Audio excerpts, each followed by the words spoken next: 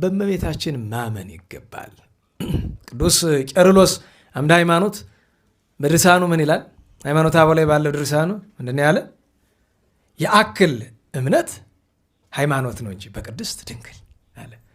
በእመቤታችን ድንግል ማርያም ማመን ይረባል ይጠቅማል አለ። ምናምን እኮ እግዚአብሔር ናት ብለን አይደለም፣ ላቲ ስብሐት ብለን እናውቃለን? ንገሩኝ። ከጌታ ጋር አተካክለናት እናውቃለን?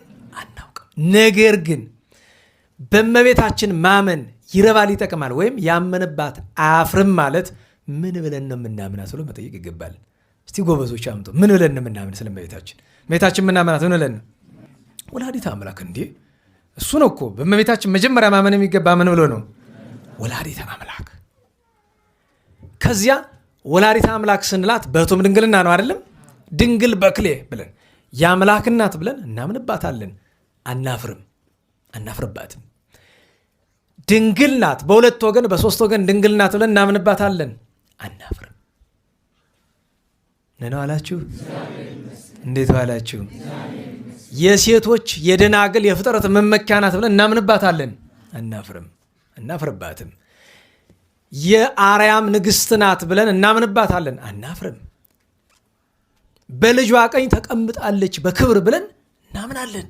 አናፍርም። እኛ ክብሯን ዘርዝረን የመላእክት እህታቸው፣ የአበው ተስፋቸው፣ የነቢያት ትንቢት ምሳሌ፣ የሐዋርያት ስብከት፣ የሰማዕታት እናት፣ የደናግል ንጽሕና፣ የጻድቃን ሞገስ፣ የባይታውያን መዓዛ፣ የምእመናን ደስታ ብለን ስንናገር አናፍርባትም።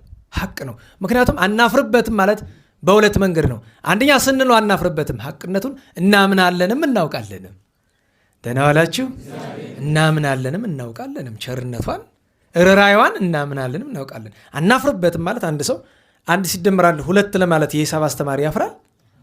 ንገሩኝ። የዛን ያክል ከዚያም በላይኛ እመቤታችን ስም በመጥራት አናፍርም። ሁለተኛ አናፍርም ማለት እንዲህ በማድረጋችን በፍርድ ቀን አናፍርም። ለምን?